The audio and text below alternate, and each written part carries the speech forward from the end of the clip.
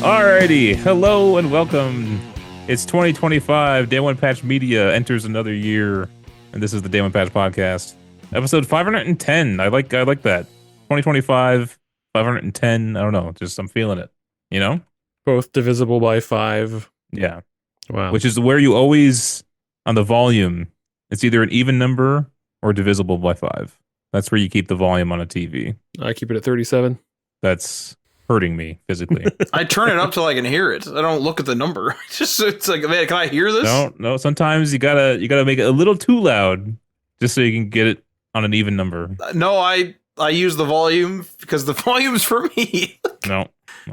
You'll see tonight, Matt. We'll be watching it on even numbers. I like when a volume bar doesn't have numbers, so you just have the bar, and you can't tell if it's on an even or odd number. That's horrible. Now I'm too bright. Now I'm overexposed. What the hell's... You are really exposing yourself right now, yeah. Yeah, Ryan, put those pants back on, bro. This is a gaming podcast. Jeffrey tubing it right on air. No, you can't say that. You can't say that. All right. How was your guys' holidays? Happy New Year. Happy New Year. How'd Happy you guys post holidays? Yeah, Tim, how'd your holidays go? Oh, it was pretty good. It's pretty low key. We didn't go anywhere again this year, just like last year. So it was nice. Nice. My mom came after Christmas for us to do a little get together, and then Kayla's parents came a couple of days ago. So we did kind of separate things, but we didn't have to go anywhere, which was nice because we always had to do a ton of driving, so we didn't have to do that this year. And I was pretty spoiled. So all in all, good stuff. Good stuff. Matt, you have a good time? Yeah, it was good. We watched both of the Christmas Story movies. At my uncle's place. One too? Yeah, the new one, yeah. People think it's stupid, but like it's a stupid movie. Like it's supposed to be a stupid comedy movie. The original one's pretty goofy, actually. And the new one is just equally as goofy, but a little bit more modern. Like, I don't know, I like them both. I really want to get a lamp for the front window though. Well, that stupid leg lamp. Fragile. Fuck, that's pretty good. It would kind of fit in your house. Your house is like old enough. It has that. Like the style would fit. You know what I mean? Called them dated. Well, it is. I mean, that was like 1945, 47. I think it was started in 45 and finished in 47. Yeah. I mean, it would fit. I don't know what year that first movie is in, though. 50s, isn't it? I think that's the second one. Is it the 50s? Sure, it's definitely old because they're using a coal furnace. That's why the father keeps going downstairs and screaming. Yeah. 1940s. Okay. Yeah. There you go. See, perfect. Because I'm pretty sure that the father like participated in the Great War or something. I think it was like because there's another movie in that universe that isn't Christmas Story. I don't know if you guys remember that one. There's a what? There's another movie in that series that is not a Christmas Story. Like there's one in the summer where they have some sort of I don't remember the name of it. I think they go fishing or something. I can't fully remember it, but yeah, there's another one with I want to say the same cast. I saw it years ago. Like holy Christ, so I can't fully remember, but it's based on a 1966 book. In God We Trust, All Others Pay Cash. Yeah. Yeah. That's pretty funny. All right. Cool. My holiday was also good. Got to see some family. Spent New Year's at my vacation home. Your vacation home specifically, like you purchased and Bro's loaded. It's in the family. That's yeah. What? You had to cover it up. It's in the family. It's in the family. I mean, yeah. I'm just bugging you. You got to use it, Matt. I know. I'm just bugging you. Relax. You're not invited next year. Yeah, that's it. This guy's out of here. Enjoying the fruits of our literal labors. Yeah, you can take your leg lamp and go home. Man, that'd be ridiculous. It's no matter where I am, like to find me, his fucking leg lamp. Just carrying it everywhere. Alrighty. Yeah, so I brought up a list here. Or no, sorry, man. I almost jumped over your segment here. Oh my god. Video game fun facts. Yeah, take it away, man. Oh my god. I don't have one ready. No, I do. The first. So this is something that was something I used to see all the time on the shelves at Walmart, actually years and years ago, and I didn't really know what it was. Kind of knew it was kind of like a cheat-esque device, and it's called the Game Shark. So I kind of did some deep diving into this topic, and I found out that there was another one called the Game Genie. So I'm going to do kind of a compare and contrast and sort of an overview of these two devices, and then I'll kind of wrap it up with some of the iconic games and use cases that came out of these two devices. What about the action replay? I did not do any research on that. Whatever the heck that is. Same thing. That's what I had when I was a kid. Was it similar to the Game Shark, or like, because they're both, I mean, I guess the Game Shark and the Game Genie are pretty similar, but it was like a thing that I played. So I had it for the Game Boy Advance, and then I had one for the DS. It was like something you'd put into the cartridge slot, and then you put the cartridge into the thing. So you'd run the game through the action replay, and then you could like load cheats on it onto it and stuff. Oh, I think you and I were messing around with one of my Pokemon games, right? Mm-hmm. Pokemon Y or something, I think. I don't know if I have one I don't have the 3DS one, but it would have been DS something. Anyway. Pokemon Black. Mm-hmm. I believe that's what it was. Anyway. So talking about the Game Genie and the Game Shark.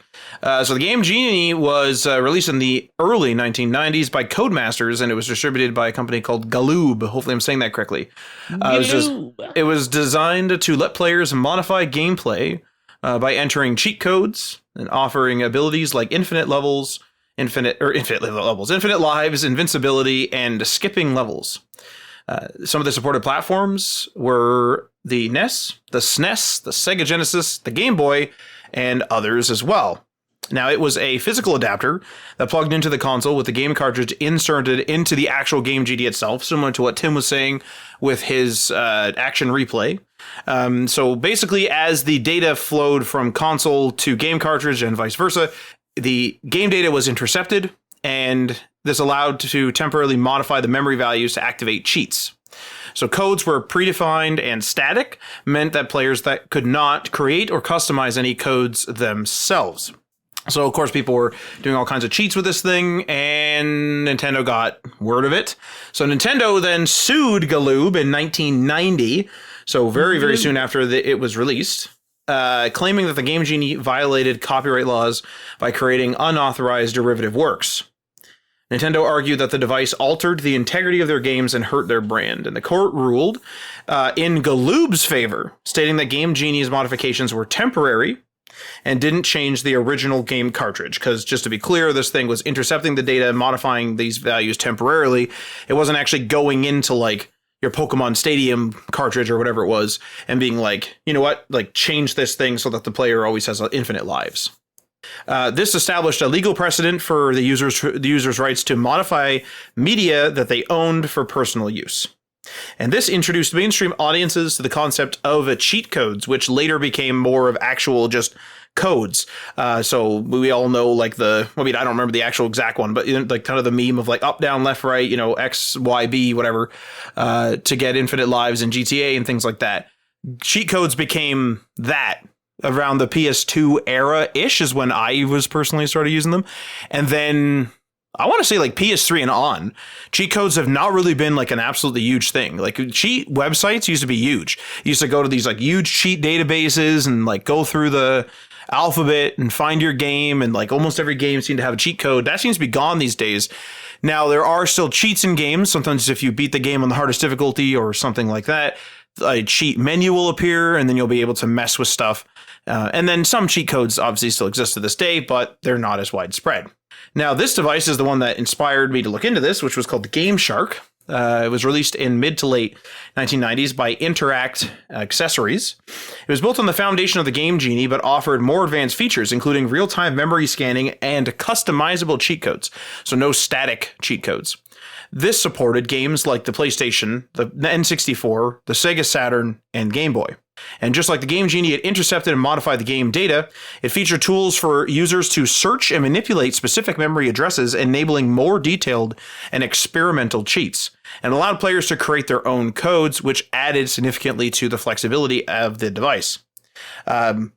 Now, some of the functionality you could do with this thing, it enabled cheats for unlocking hidden content, even changing game physics or breaking out of the boundaries of a level to go looking around at what the devs had kind of scattered throughout the game world. And this became especially popular during the 3D gaming era, where players used it to explore beyond the designed limits of games. And this is kind of when players started discovering things like, maybe GTA had like a city, like the main city, Liberty City or something. They break out of out of the boundaries, and then, hey, there's actually like a whole other block over here. What is this? Oh, this was used in the intro, or this was used in another part of the game, or this was cut content, or maybe this is a dev room and things like that. So as a quick comparison between the Game Genie and the Game Shark, the Game Genie was primarily done in the 2D gaming era, whereas the Game Shark was primarily the 3D gaming era. Predefined and static codes were there for the Game Genie, but customizable real-time codes were there for the Game Shark. There was a simple and user-friendly experience with the Game Genie. However, the Game Shark was considered to be more advanced but technically flexible. The audience for the Game Genie was more toward casual gamers, as there wasn't that flexibility of like, oh, can we try this? Can we try that? It was just sort of like, these cheat codes work on these games. Instead, the Game Shark was more for quote unquote hardcore gamers or even modders at the time. The Game Genie, of course, faced significant lawsuits, whereas the Game Shark, because of the previous lawsuits in the Game Genie, it avoided any major legal battles that I could find. Now, I have some iconic games and use cases for both these devices. So I'll start with the Game Genie. The Game Genie, 3 games: Super Mario Bros., Legend of Zelda, and Contra. First one here, Super Mario Bros. Infinite Lives and Super Jumps was one of the most popular cheats. The Legend of Zelda, start with max hearts and rupees. And for Contra, infinite lives to survive the infamous difficulty. And for the Game Shark, in Pokemon Red and Blue, infinitely fill the Pokedex or capture rare Pokemon. Oh my god. So like these are like bigger, more advanced cheats. Like just sort of like, yeah, just give me all the Pokemon. That's crazy. It's ridiculous. What's the point of playing the game after that? Give me all the Pokemon, then I'll use the link cable and share and like fucking trade it with my friends. Just you caught them all. Okay, turn it off. Yeah, cool. Thanks. Did it. Game complete. Final Fantasy VII. So you could do things such as infinite gil, which is the money or the currency in the game. Or you can max out limit break abilities. I do not know what that means. It just came up a couple times in the research. Bro's never played Final Fantasy. I've never played Final Fantasy VII. That's absolutely true. For GoldenEye, invincibility, infinite ammo, or activating pig head mode for humor. I remember that. Fucking Bob, we used to call it bobblehead mode back in the day. And GTA 3. Unlock all weapons and vehicles instantly. And that's it. That's the gaming fun fact of the week. Did you guys have any of these ever? Not me. You had the action replay, but Tim did. So it's similar.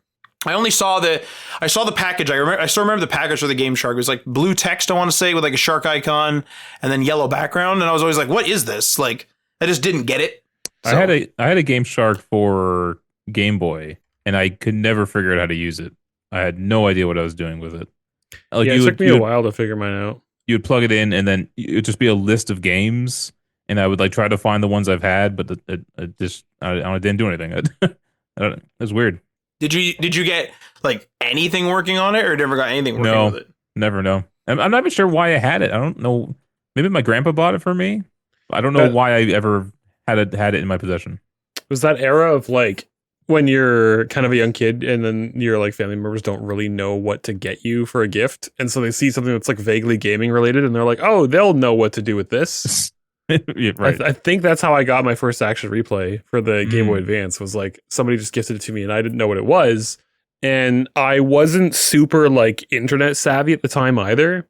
So like I didn't like my first thought wasn't always to just look online and see like what people do for this. And what you were supposed to do was it was supposed to come with a CD, and you would install the like action replay software in your computer, and then you would through that sort of app, you'd go online and you would find codes for cheats and stuff, and you could load them into the action replay via the like PC app, like the program. But I didn't know how to do that. I didn't know that you could like use the program. Like I never installed the software on a computer because it would have just been my mom's like work laptop at the time. And so what I did find out that you could do though is you could put those codes in manually, and they're just like strings of characters, right? For these cheat codes that are like paragraphs long.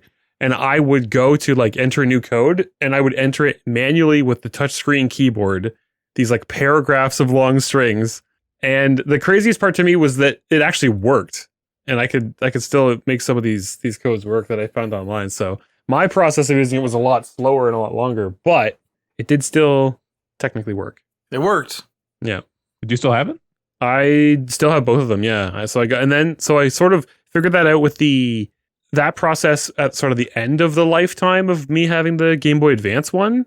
And then when I got a DS, I think I asked for an action replay. Like once the DS action replay was a thing, I asked for one for Christmas one year. And then once I got it, I was like, okay, now I actually know how to use this thing. And it was much more like helpful. But yeah, they were cool. They were cool for cheats and stuff. It was mind blowing to me that like actually worked. Like something that I could just find, like buy third party and use myself and do these like manual like code enterings and stuff. Actually change stuff in the game for me as like a 12-year-old. That was mind blowing. It's crazy, like how many of these things actually even existed. Like I'm just looking at eBay right now, and there's a Game Shark Media Manager for PSP. There's a Game Shark Lite looks like it's just a disc for PlayStation 1. There's a carabiner fucking for Game Boy Advance. Yep. Hell yeah. For Game Boy, this is probably the one you had, maybe, Ryan. The Game Shark Pro for Game Boy Color and Game Boy Pocket. That sounds right. Ridiculous. There's a lot of stuff in here. Game Shark Pro for N64, cartridge only, and there's one brand new in box for the N64 here. Ooh. Oh, I didn't even think of this. So there's one here for the PS2, disc only. It's called the Game Shark 2 version 2, video game enhancer for use on US console. So I guess there might have even been different like cheat versions for different versions of the games, which makes sense, but I also didn't think of that. Yeah, fair enough. Yeah, this is definitely the one I have. Game Shark video game enhancer for Game Boy Color and Game Boy Pocket. Yeah, that's the one. Oh hell yeah. Man, can you imagine just bringing this thing around in your carabiner? You just like hook it to your backpack and you just have you just have all your cheats fucking loaded up, ready to go on your Game Boy. I probably still have it somewhere. I don't think we ever tossed out any of my Game Boy stuff. It's just been tossed in different drawers throughout the years. So it's probably scattered throughout my parents' house, just all over the place. Wait, why different drawers? Like someone opens up, I want this drawer. Goddamn Game Boy in here again. Who played the Game Boy kind of changed. Like the first one, well, my mom has an original Game Boy. That's in my old dresser, actually, in my old room. And then me and my sister got Game Boys, and then my mom started playing Game Boys again after a certain point. So like the accessories for the Game Boys kind of got moved around as depending on who was playing at the time. You know what I mean? I remember I had a buddy who his parents would like they used to be like super into games, but they were into arcade. And his mom specifically actually was like super into games, and she could only use either a Game Boy, and she always played Tetris.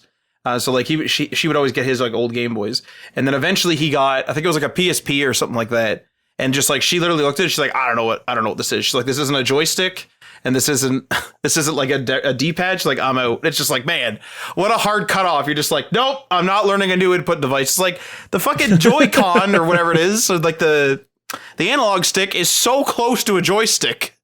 Like, come on. All right. Well, thanks for that, Matt. Thank you, Ryan.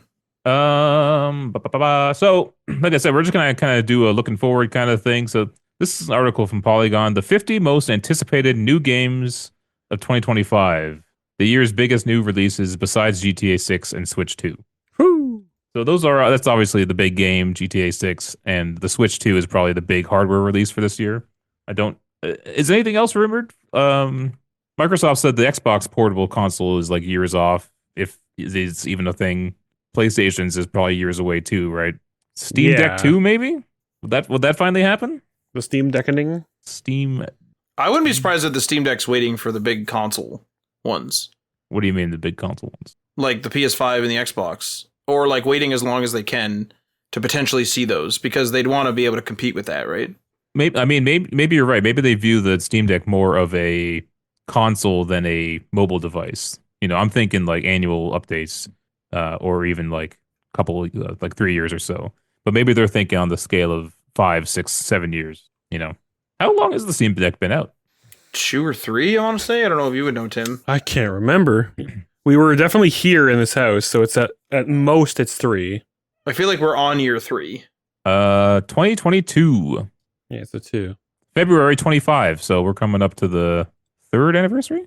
It was February of 22? Yeah. Okay. It did take a while for them to start shipping, because I remember like you got yours pretty late, Tim. I did, yeah. I think they talked about how they're not doing an update yet because like they're waiting for the technology, Like the mobile chips need to get better for them to make a bigger jump, I guess, in quality maybe. Yeah. And not kill your battery life, which is pretty important. They probably don't want to they don't want to do it, every couple of years like other gaming hardware because they don't want they want the difference to be worth it. Yeah. They don't want to sell a new console to everybody like every 2 years. It also challenges developers. Like the more developers that are capable of getting to things to be runnable on Steam Deck or be Steam Deck certified, the better. Because then when the next generation comes out, it's like those devs are already used to forcing this thing to run on lesser hardware. Yeah. All right. So I'm just going to go through this list and kind of pick out the ones. I don't know if you guys have it pulled up too, and maybe you want to pick out ones that might interest you. Because obviously we're all going to have different interests, like Donkey Kong Country Returns HD. I don't know if you have any connection to that, Tim. I haven't played a lot of Donkey Kong Country games. Okay. Yeah, I should though. That's first on the list though, January 16th. Nice. Where to play? Where else? Nintendo Switch. Where else? The Ouya. That's where. I doubt that. Man. I don't know if you guys have the layout pulled up, yep. But for easy access, I will put it in the chat as well. I'm interested in this. I mean, I'm interested in this every year, and I think I've only ever beat one of them. I'm interested in Sniper Elite Resistance. That sounds pretty good. Oh my god, another Sniper Elite game? Yeah, they're coming out this month, January 30th. Jesus, I haven't even played like the third one. Third one's in Africa, right? Yeah, I think so. South Africa? Yeah, so I beat the one after that then. I can't remember where the hell it was. That's the game, or that's the clip that I sent you guys of like, I shot at somebody and it looked like it was going to be a very standard sort of like, okay, I shot a person and it was doing the slow-mo. So I sped it up. And right when I sped it up, the guy turned his face and the bullet went across his eyes and blew up both of his eyes. But it was like super quick. It was like nice and slow, fast. And it was like, what the fuck was that? So this says Sniper Elite Resistance will bring the series' trademark stealth and sniping gameplay to Nazi-occupied France, where players will join the resistance. Hence, Sniper Elite Resistance. Woo! Should be pretty good. This is one of those games where, like, yeah, I see it all the time, and I'm surprised that it sells enough. There's so many of them now, yeah. It's a good, like, it is a good World War II game. If you're like looking for a World War II game, especially one with a decent campaign, these are definitely pretty good. Stealth is cool in them too, of course, like setting traps and stuff like that is pretty good. I get a little annoyed, like I definitely play on the earlier difficulties or the easier difficulties where I don't have to set traps. But no, didn't you and I get stuck on a level in like Sniper Elite 2, Tim, with the fucking tanks? You and I were trying to play like the hardest difficulty where it was something like one-shot KO for us. And I remember you and I were like trying to coordinate like tanks, and we had to we were both on a building. We were trying to coordinate shooting out. And we couldn't figure it out because like one of us kept getting killed or something. So it was like, okay, one of us was like, well, we'll both sneak out. And then that was too much. So it's like, okay, one stay in the fucking apartment while the other one covers each other. This is sounding familiar. Yeah. Holy fuck. Like it was a pain in the ass, but we did it. Pretty sure. You're pretty sure. I can't remember whether we got stuck. Like I know we got stuck in it for a while. I don't know if we like indefinitely got stuck, but took us a while. We gave up. Here's a big one for me: Civilization 7. Hey, there you go. Is that early? Early 2025? February 11th. Nice. Hell yeah. And also, which is great, where to play Mac. It's coming to Mac. As like I think most of the other ones have. I think even a lot of the spin-offs have come to Mac. So Sid Meier, he likes his Macs, I guess. Coming to Nintendo Switch, PlayStation 4 as well, and Xbox One. That's the crazy thing, because like the actual specs to run this game aren't that crazy, especially with it being able to run on a PS4 and the Switch. So, but I'm excited for it. Tim, you played a bit of Civ 6 with us. Not too much though, right? Civ 5, right? Not 6. I think you and I played 5 me and with Aaron played 6. Oh, that one time. Yeah. That was about it. Yeah. Any interest in joining us with Civ 7? Maybe if I get it on sale. Oh yeah, okay. Fair I'm enough. not a big Civ player, but if I can, Civ always goes on like a couple years down the line, it goes on like a big sale, and then I can buy it, and everyone goes back to playing it again. Yeah. Aaron's got me playing it right now, or Civ 6, and I've been playing on my own actually because I just got that itch. But I am kind of getting. I'm tired of playing Civ 6 and just ready for 7 to come out. Are you not going to burn yourself out for Civ? I probably am. 7? I should probably stop, but I got a good game going on right now. Kingdom Come and Deliverance 2. Oh, buddy. Now we're talking. Is that your cup of tea? It's my cup of tea. Why, I love Kingdom Come. The first one. I played the crap out of the first one. The first one was a heck of a lot of fun. I ruined it on myself because I accidentally did the intro twice. Played the game for like, I feel like 20 hours and accidentally did the intro twice. Was like, good God, I just never went back. That was actually really funny. I think I texted you and I was like, fuck, I'm doing the whole intro again. Yeah, like, so that game has like a prologue that you go through, and it's like quite long. If you're playing the game for the first time, you wouldn't even necessarily notice. And then you like do this long prologue, and then it does the classic thing where like something happens and then it zooms out and it's like Kingdom Come Deliverance. You're like, oh my God, that was only now we get the title splash card. That was only the intro. And then there was a DLC that came out for that game called A Woman's Lot, where you go and talk to your like love interest basically in the game. Teresa. And that's like, the story is like her and her father like save you from dying at the beginning of the game. And they kind of like, you wake up in a bed on their like flower like farm, or like where the windmill is and shit. I can't think of the word, but anyway.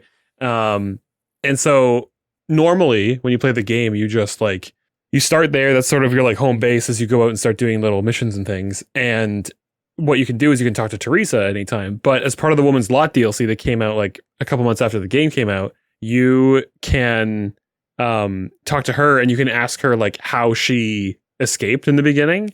And then it sort of goes into like, we're going into story time. And then you find out you're playing as her and you go through the whole intro again, but then it's from her perspective. So the first time playing the game, Matt did the whole intro, and then you went and talked to Teresa, and you're like, oh, how'd you escape? And then you started the DLC, which locks you into doing the prologue again. You can't leave. You can't leave it. And hilarious. It's just such a tragedy. Like, I remember I did that, and I was like, all right, I guess I'll like play a bit. And I played for a bit, and I was like, I just can't play this game right now. Man, what a good fucking game though. Like, it's like a medieval like RPG, but it's not fantasy so much because there's no like magic and mystery and shit. It's just you're literally the son of a blacksmith who has no skills. Like it's not like, oh, you just pick up the sword and go fight bandits. Like, he doesn't know how to use a sword. And as you play the game, like all the sword fighting is like, it's combo based, but it's also like mouse direction movement based and stuff. And you like lock onto a target and you have to like aim left, right, up or down. And then you can left click to like do a stab attack. And later on you can get shields and you can unlock like master strikes and things where you can get a shield and you can block and do combos and stuff. But at the beginning, you suck at combat. Combat is super hard at the beginning. But the more that you do it, the more you level up your skills, the easier that it gets. Like the controls literally become more responsive and the combat becomes faster. And you just become better at being like a swordsman, and you go into the service of a lord and you try to get revenge on this person who killed your parents at the beginning of the game. And then there's like some political storyline as well. It's like very humble beginnings type of storyline, and it's not big grand, you're saving the world or anything. It's literally just like you kind of join this group of lords as they're trying to defend their land against like an encroaching army, and that's pretty much it. But it's super cool. I really love how like down to earth it is and stuff. But yeah, it's cool shit. I'm super excited because the story is continuing in the sequel, and he's like the main character Henry that you play is like probably another 5 or 10 years old. So he's got kind of more reputation under his belt and things and different skills and stuff. It's going to be pretty cool, man. So I'm super, super hyped for that. How do you think they're going to handle, like, is it going to be something real stupid where it's like he's a full knight now or something, and he's like walking around and it's like, shit, he actually fell and lost all of his armor and weapons. Like, do the classic like Metroid beginning of the game. Like, oh no, there was an explosion and your suit is fucked up and you lost all your abilities and weapons and skills. I'm not sure. I was afraid that it might do something like that, but at the same time, I feel like it might give you more of like a baseline to start. Like your baseline in the second game will be where you can end sort of combat skills wise in the first game, but then you can go even further beyond, like get more combos, and the combat will be more like punchy and responsive and stuff like that. I think they'll just do the same thing, but like to the nth degree.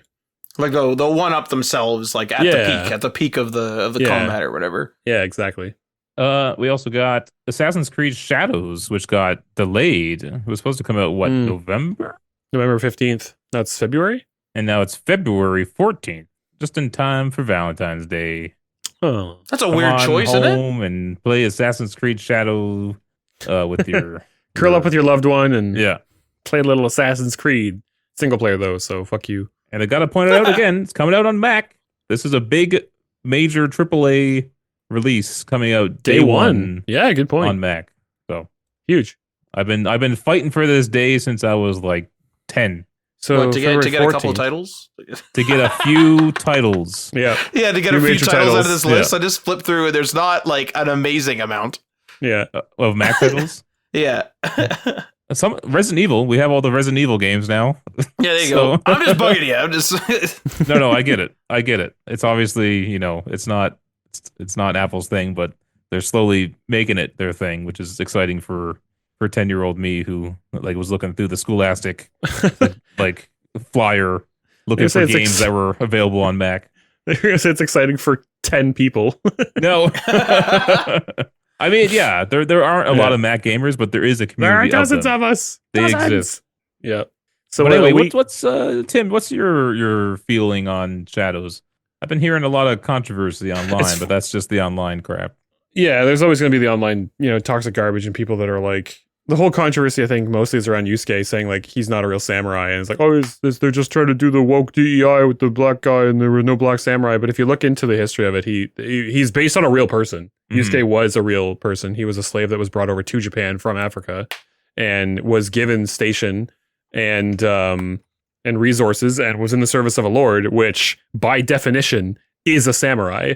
So like people have this like very romanticized idea of what a samurai is, but it's actually a really like general term. Yeah. But anyway, so he's a cool guy. Well, my thought on that is like I think it's cool that they're highlighting that historical fact, but you're also making the first Assassin's Creed game in Japan. It's just like, why not just have it be a Japanese lead? Because there is one. There's what's her name? No, I know, but it's just like, why'd they have to make it's almost like they're taking away another Japanese role that could have been there. You know what I'm saying? No, I don't think so. I think they've got like would you rather have two Japanese people or a Japanese person? Well, he's also Japanese, but like a Japanese person, and this also like because Assassin's Creed at its roots was always originally based on like kind of historical accuracy, and then it kind of got goofy with the whole like the gods and the setting was accurate, and like the what was going on around that setting was accurate. Yeah, but they were telling a fantastical story. By true events, and you're fist fighting the Pope and shit. So like, it's clearly never been like really super historically accurate. Ezio did not fist fight the Pope. How do you know there wasn't a full on box match? I mean, there probably was at some point in history. Because it was me, I was the Pope.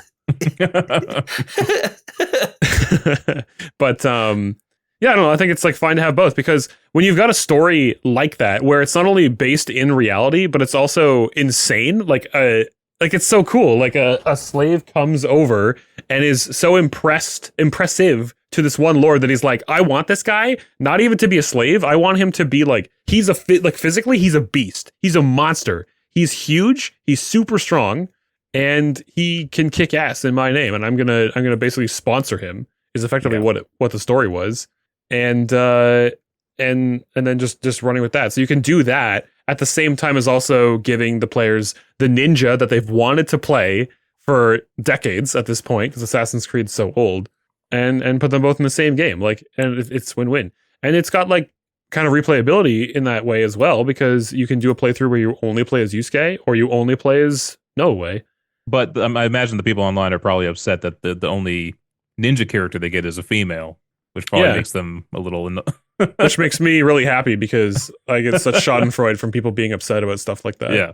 I guess it is a more unique take rather than just having another Japanese game with Japanese samurai or Japanese ninjas. It's like this is a new story we haven't really heard yet. Mm-hmm. Exactly. Yeah. And like, to be fair, without this game, like, I didn't know anything about Yusuke. Right. And now I do, and his story's super freaking cool.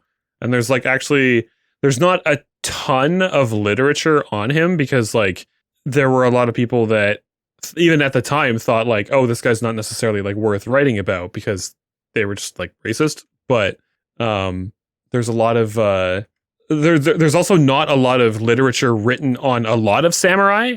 Like you'd think that with this something that's been so romanticized by like us and like the modern day in the recent couple of decades that there would be a lot, but there really isn't. And as far as samurai go, Yusuke is actually one of the more recorded ones, purely I think just because of like the spectacle of him. But yeah, there's like a whole sort of collection at the University of Tokyo, I believe, or Kyoto, one of the two, I can't remember, at the University of Japanese history. Or one of the professors, researchers of Japanese history at the University of Tokyo that has sort of amassed a collection of information on Yusuke's story specifically. That's quite interesting to read up on if you ever care to. So since this game is coming to Mac on day one, I told Matt a couple weeks ago that I am going to purchase this on Mac and completely play it there. And that would be a first, because most of the time I am playing old games that have been ported to Mac years later. Like Control is coming out on Mac next month as well. And it's like, okay, I've already played that, you know, and I'll buy it and I'll kind of fiddle around with it, have some fun. Yeah. I'm not playing it start to finish. I'm going to try that with Assassin's Creed Shadows. Your first experience will be on and exclusively Mac, which is super cool. Yeah. Yeah. So we'll see how that goes. Could go horribly wrong. I mean, I hope not. Yeah. Oh my God, February gonna be a busy month here. Avowed, February 18th, big old RPG. And if Assassin's Creed Shadows is gonna be like as big as Odyssey and Valhalla. God, I mean, that's some big games right there. Oof. But yeah, what's the current temperature on Avowed? I'm kind of at the point where it's like I just want to play it. I don't need to see anymore. Yeah, I don't know. It's one of those things where when I first saw it, I was like, this looks like pretty generic fantasy RPG to me. But then people said like the more trailers came out, the better it looked. So I don't know. I wasn't impressed at first, but I also haven't continued to like look into it. So yeah, I'm a little bit like, I'm still hesitant on like new IP RPGs now. Like it's like I have a presence in these. What's that? Because of Starfield? No, just okay. No, like it's something I've noticed where it's like I'll put a bunch of hours into like, I mean, even Starfield. Like I put a fair bit of hours in Starfield. I think I hit 100 hours. So it's like I played Starfield, and it's like I have this like weird thing where it's like I wasn't necessarily familiar with Starfield, but I was familiar with like a Bethesda RPG. Right. And so it's like I have like a comfort zone when it comes to RPGs now. And so this is just like a personal thing, but it's like I don't have a presence, quote unquote, in the world of Avowed. And that's like a tough sell. Whereas like I'm playing Stalker and I'm not afraid, like Stalker 2, and I'm not afraid of the amount of hours it's going to take to complete it because I've played the other Stalker games. Right. Like I have a presence and like a familiarity with like what the heck is generally, although that fucking story's crazy, but what is generally going on in Stalker 2. So like that's my problem with Avowed right now. So I think because like it's I don't know if it's in this list. I didn't scroll down far enough yet, but like Fable is allegedly coming out this year. Like I would jump on Fable before I jump on Avowed for sure. Okay. So well, this is the benefit of Game Pass, right? Because it's minimal investment. You can try it out, see how it goes, see if you really dig it or not, and then just, you know, bow out if you don't like it or don't want to put that much time into it. But yeah, that's true. So I'm like I would probably purchase this anyway, but because it's on Game Pass, I mean, easy. I was also gifted for Christmas Star Wars Outlaws. Oh yeah. And then last year I was gifted Assassin's Creed Valhalla, and I haven't booted up either yet. So I've kind of got some, and I've been like in the swamps in Stalker 2 for about 10 hours, just the fucking dirty swamps. So, and I got a shitload to do. Like I have an objective where I'm like, I don't know what that is. So I'm going to be in the swamps for a very long time, likely. Star Wars Outlaws, according to How Long to Beat, is 18 hours. I'm going to be in the swamps for a long ass time. Because it's going to, like, here's the thing. It's like, with Stalker, it's like I'm at 25, I think I want to say, hours now.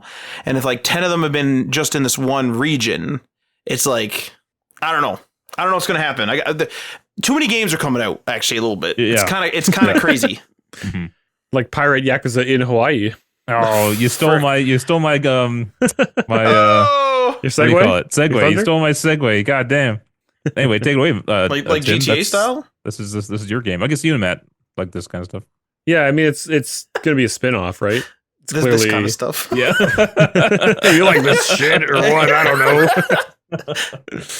I don't know. What is there to say? It's Majima, and he wakes up on a desert island and he forgets who he is, and then some kid says that pirates exist, and then he gets sucked into the world of pirates and becomes a pirate captain. Or is he dressed like a pirate or looks like a pirate or something? Yeah, He's dressed like a pirate. he dresses like a pirate. Like it's modern day, I think, weirdly, but then he is being a pirate because that's what Majima would do. Yeah, like a colonial So- era pirate. Like, Yeah, but if it's modern day, that'd be a very easy pirate to stop. Yeah. I Yeah. mean, one little like tugboat with a modern gun on it would be able to deal with the Just to pirate rip ship. the hull apart. Yeah. Yeah. who has cannons that fast? Dum, bum, bum, bum, bum, Yeah. bum, bum, bum, bum, bum. This is also coming on the PS4. Holy cow!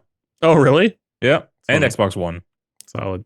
I imagine they're based on like some older in-game engine or something. Yeah. Well. Yeah. The Dragon engine is their current engine that they're using that they've okay. used since the first Kiwami game, I believe, or was it Yakuza? It was either Kiwami or it was Yakuza 6. But either way, yeah. So they that was on PS4 and it's on PS5 as well. Another big title for you, Tim. Monster Hunter Wilds. It's goddamn right. Actually, which was originally that's on the 28th of February.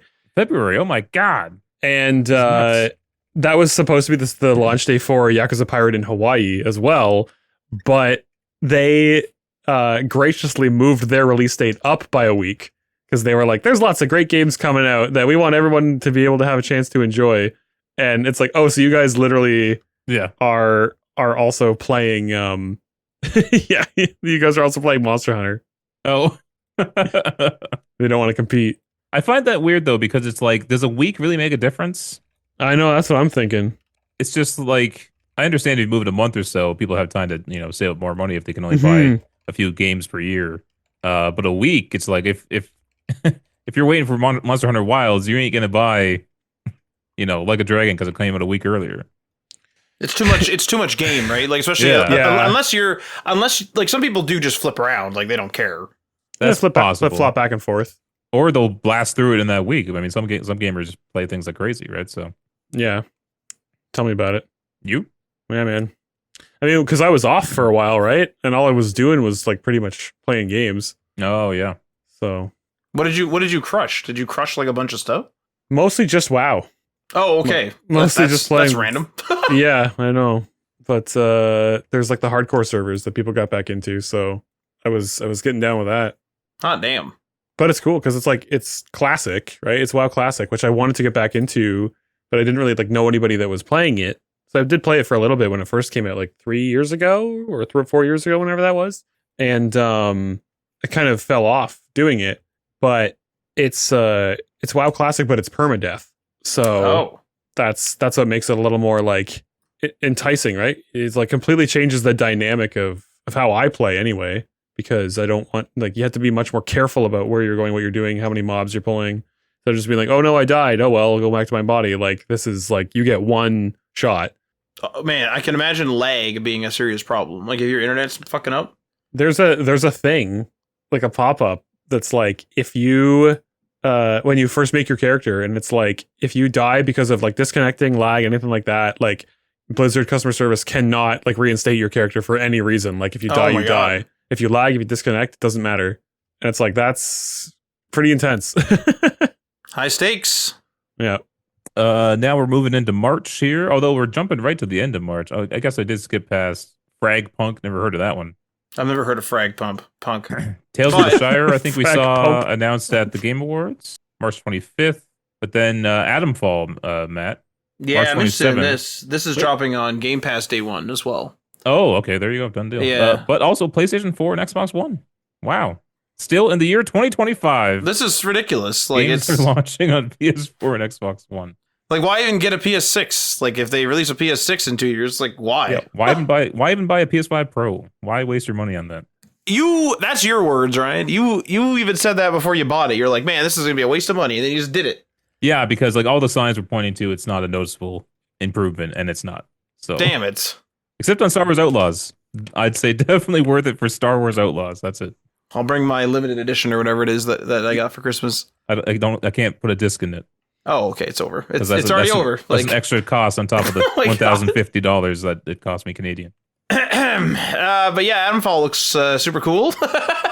Inspired by Fallout New Vegas, this upcoming game from Sniper Elite developer Rebellion Developments, set in an alternate history 1960s version of England in the wake of a wind-scale nuclear disaster. Which is kind of funny because like that mod came out for Fallout England. Yeah, Fallout London. Fallout right? London, yeah. So then this game comes out, which is basically that, which is kind of funny. Well, I did watch. I can't remember what it was. Like it wasn't E3, but it was like some other presentation they had, and they had like an hour long, and I kind of just came and went as I watched it, and it's a little bit different. Like it's not as open world fully. It's like open kind of zones.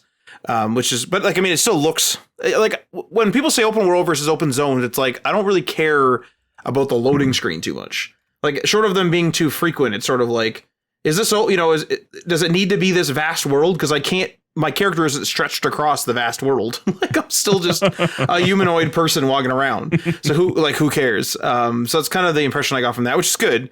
But it looked super cool. Like they were kind of like creeping through houses, and I think they were disarming traps and stuff. It looked like and things. So it looked pretty interesting. I can't remember if the combat looked good or not, but I'm ready to certainly try this. This is another example of like, I kind of have a presence in a post-apocalyptic world, like in the 50s and 60s. So it's like, I'm okay with trying this seemingly right away. Single player first person survival game features everything you'd hope to see in New Vegas inspired experience. That means scavenging, crafting, bartering with or fighting NPCs, and exploring and uncovering the mystery of this ravaged world. Yeah, it looks pretty dang cool. Like, because all the post-apocalyptic games that I've played have either been in America or have been Stalker, so been in the Ukraine, and I think part of the exclusion goal might be in Belarus and stuff. I'm not a geography major, so I have no idea, but that area of the world. So this will be another area to explore from a post-apocalyptic perspective. So then after that, we just have like generally coming out in 2025, no solid release date. Obviously, GTA 6 is the big one. People really want this thing, man. Holy crap. What did I just see? The prediction of how much money it's going to make like within like a very short while was like $3 billion or something like that. There's a quick Billy. It's the quick Billy, is right? Billy. They're going to run out of visual versions. Run out of what? They're going to run out of digital versions. Oh, that'd be amazing. Run out of digital. Like downloads fast enough. Yeah, the download servers are all going to go down. Online is not at launch, right? Because that would be a disaster for their servers. I have absolutely no idea. I don't think we know what's going to happen to GTA Online, actually. I don't think we have that information yet. Is it just speculation? Because it didn't launch with GTA 5, right? It came later. Yeah, and then like there was that whole thing where it's like GTA Online is its own game, but it's like based in the GTA 5 world, and all that stuff. But it's like it isn't GTA 5 Online, it's GTA Online.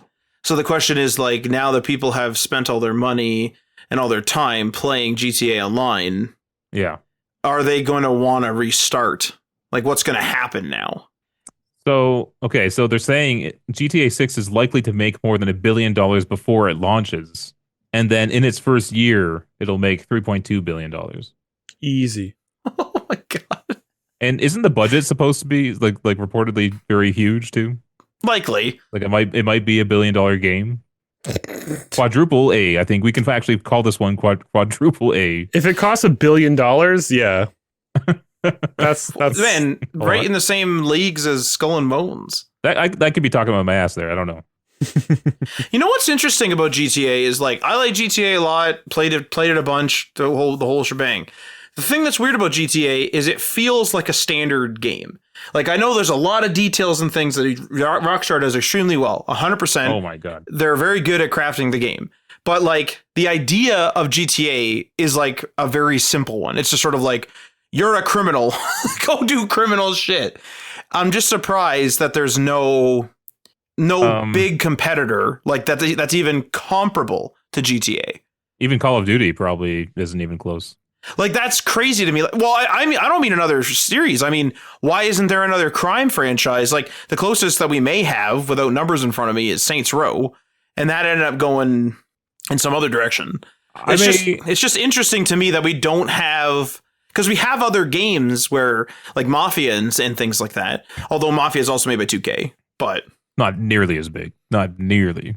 No, Mafia is more story though. Yeah, it's more of a story game. I might sound like a square here, but I want a game where you play as the cops in the GTA universe. You know what I mean? That would actually be pretty sick. Yeah, trying to be like a normal guy in a world where like there are insane characters, insane criminals. Yeah, that'd be cool. So I just looked it up. This is just like the first result that showed up from talksports.com. I don't know why them, but reportedly their budget will be $1 to $2 billion. Scary. Promising groundbreaking advancements in graphics, physics, and AI. Do you know what I hope they also have a groundbreaking thing is the fucking pathfinding to your fucking car door. Holy fuck. The amount of times it's like you press triangle or Y and your character just sort of like waddles around and he like doesn't really know where the door is. It's like, fucking enter the car. I'm being shot here. Like, I saw one of those comparison videos though of GTA 5 to GTA 4. And it's like, it's kind of like that Far Cry comparison as well, comparing like Far Cry 3 to 2, and how a lot of little details get lost. Yeah. They were even showing stuff like you were flying around a helicopter and it's like you come to like a pool, the water will actually like spread away from it and stuff. And that doesn't happen in like GTA 6 or 5. Yeah.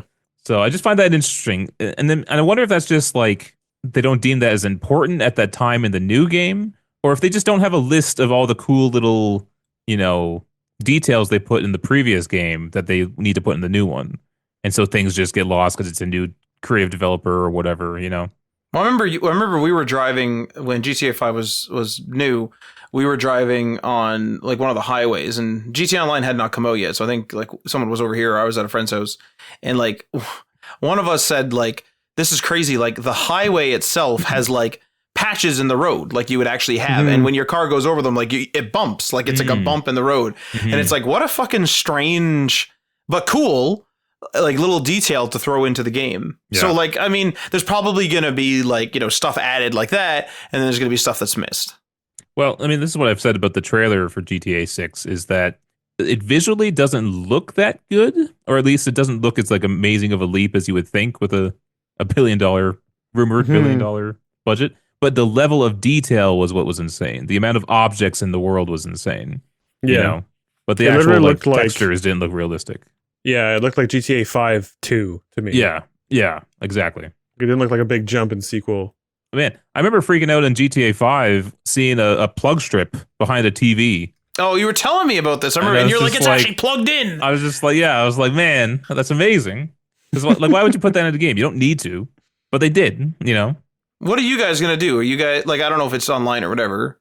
Maybe that's a factor. Are you guys gonna play GTA 6 right away? Like, is this a big thing? Yeah, 100%. Hell no, I don't give a fuck. Wait, really? Like, are you like out? You think? Yeah. Like, it's not a day one for me, not even close. I really don't care about GTA 5 or 6. No, we should all go back to Matt's basement again.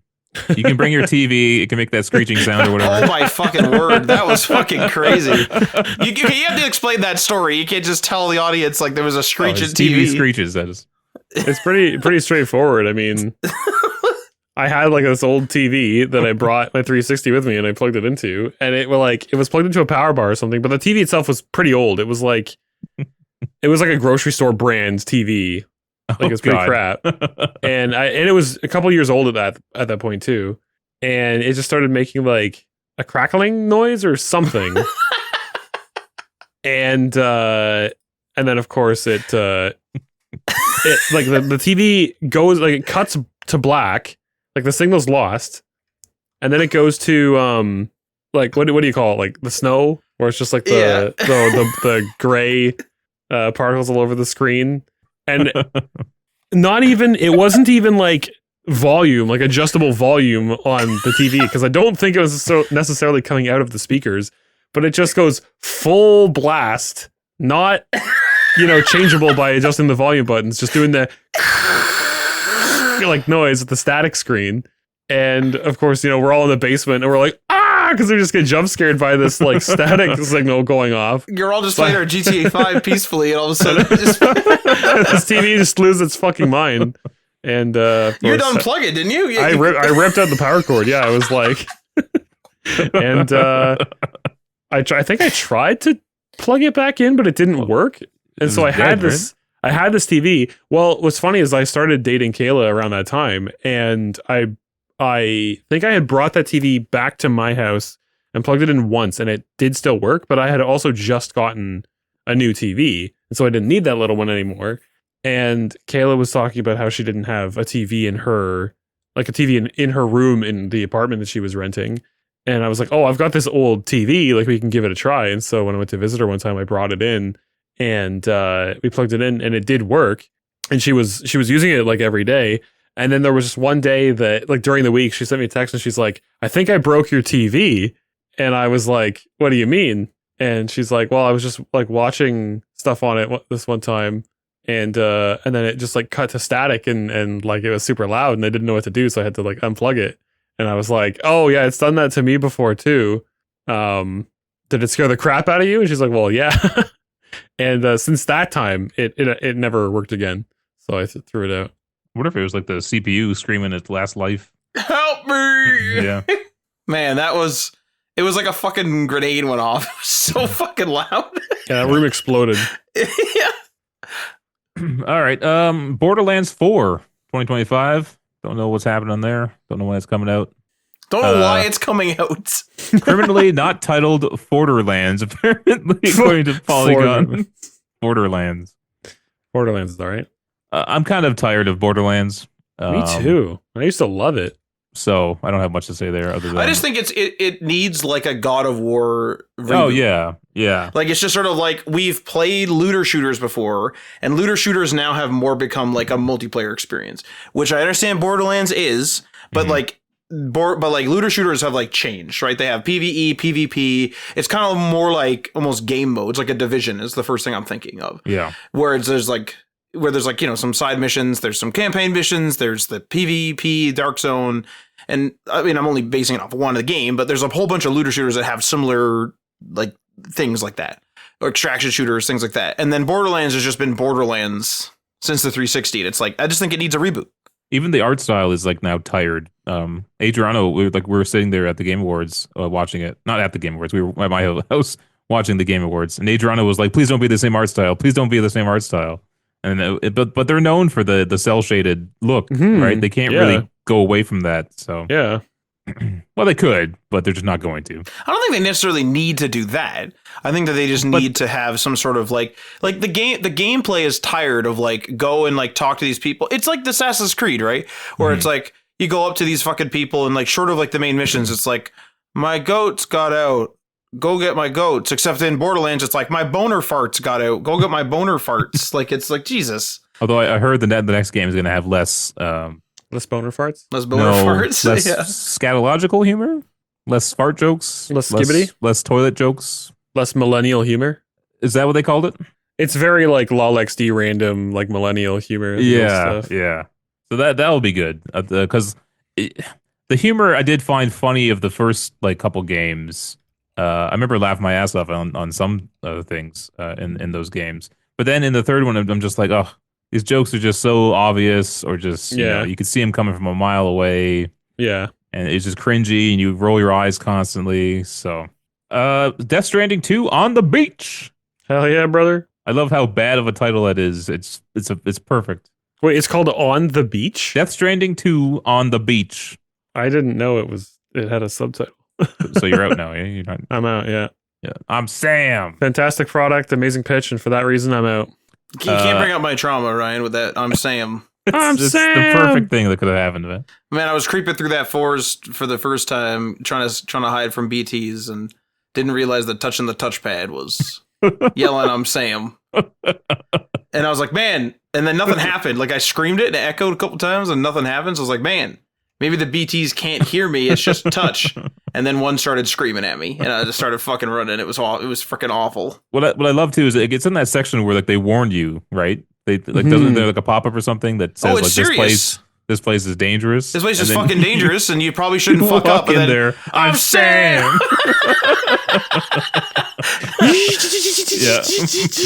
Yeah. Fucking lose freaking the fuck out.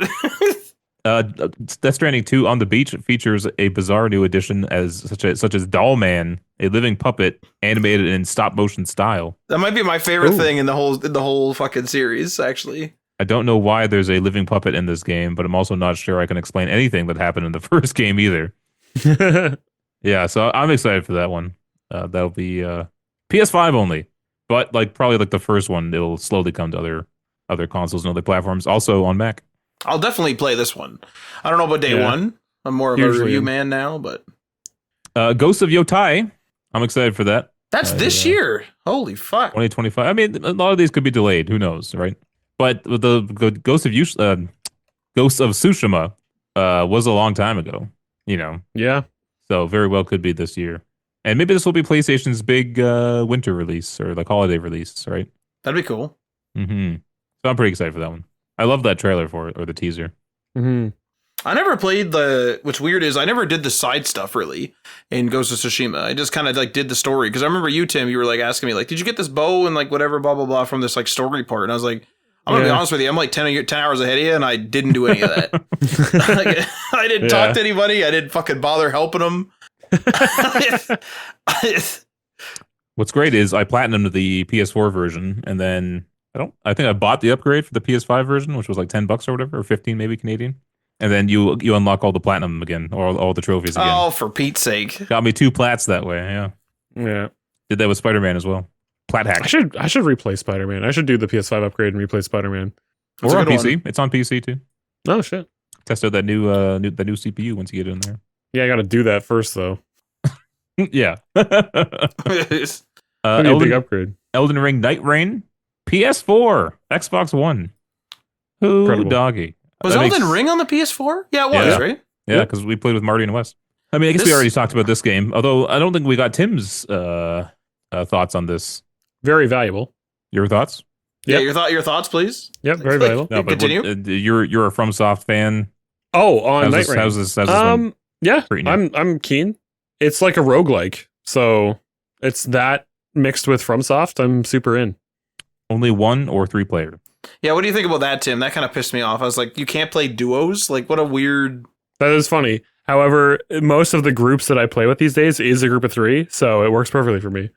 It just sucks that even if you're like waiting for that third person, it's like, oh, we can't just hop in for a bit. It's like, well I mean, God, we're trying to get some Baldur's Gate games going with friends, and it's scheduling that.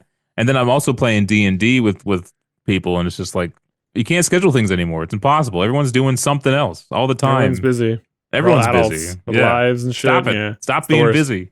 I have no life like me. You probably need to like almost have like a calendar app or something. Well, Adriano does. I like Adriano's method of like he chooses like 5 days he's free and puts it in a poll. Yeah. And everyone votes on the days. Like you can, and he puts like multi votes. You can vote multiple times, and then whichever date has the most people available, then that's the one to do. Next up we got Fable, Matt. Oh, buddy. Well, man, you skipped some stuff actually. You skipped 2 things on here. Well, yeah, I can't go. I'm not doing all 50. Well, no, hang on. No, I don't mean like that. I mean, skip 2 things that I'm interested in, actually. Professor Layton and the New World of Steam? Absolutely nice. not. Hell yeah, brother. Professor Layton game? Absolutely not. Big fan, huge fan. No, Anno is a new Anno game here. Anno 117 Pax Romana. Oh, I didn't even see it because there's no screenshot. Yeah. So, yeah, this is... I mean, you get to kind of go all the way back to the days of ancient Rome, of which Anno has always been either in the colonial era or in at least around that era, or has always been in like the future, like the distant future. Because there's like 2070, there's 2105, 1602, 1503, 1404, and 1701. So those are the Anno games. So, yeah, like this is a big, or in 1808, just 1800. So this is like a big kind of jump backwards, and it'll be totally different. And I'm excited for this one. We should get an Anno game going, guys. I'll throw you in. You guys won't know what the fuck is going on, and we'll just see what happens to you. Sounds terrible. Maybe I'll subscribe to Ubisoft Plus. Oh, to play Anno? Yeah.